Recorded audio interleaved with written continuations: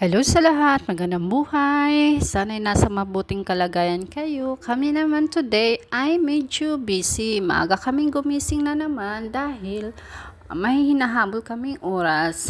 Today kasi ang araw ng turukan ng anak ko. So, hanggang alas 10 lang kasi yung laboratory nila. Kaya hinahabol namin. Buti na lang may available na sasakyan at may nagamit kami. Kasi nga hindi talaga kayang lakarin yung clinic na pupuntahan namin. By the way guys, yung mga building na yan na nakikita nyo sa video ay mga residential building po iyan. So ayan, malapit na kami at nakikita ko na yung building na pupuntahan namin kung saan yung clinic ng bata. So ayan, yung blue building na yan. So pababa na kami ng sasakyan. By the way guys, itong pupuntahan namin ay clinic ito. Kumbaga sa Pilipinas ay health center.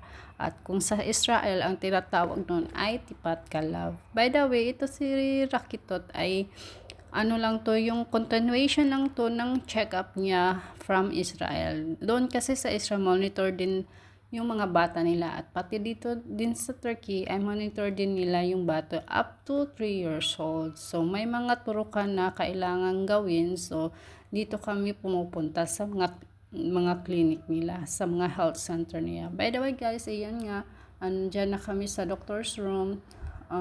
Hinihintay na namin yung doktor na magtuturok sa anak ko. So while waiting, ayan, nagpapahinga muna yung asawa ko at kinakausap namin yung bata. Yung bata kasi antok na antok pa yan. Kasi nga ginigising naman ng maaga.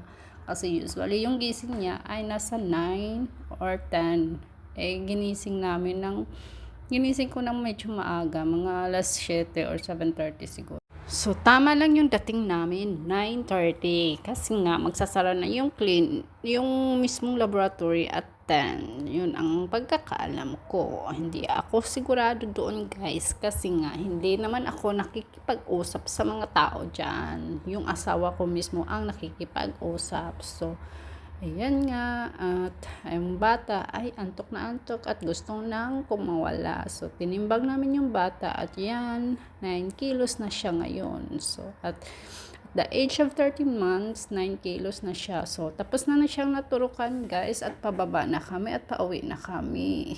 Ang dami, hindi ko na sinama sa video yung pagturok niya kasi bawal yun. So, ang daming iyak ng bata kasi sobrang sakit siguro. So, ayan guys, pauwi na kami. So, ayan nga, naluha-luha pa yung bata eh. So, guys, hanggang dito na lang. See you in our next vlog. Sana'y pagpasensyahan nyo na yung boses ko, yung video ko. Kasi nga, nag-uumpisa pa lang kami dito. So, bye! Bye! Ingat.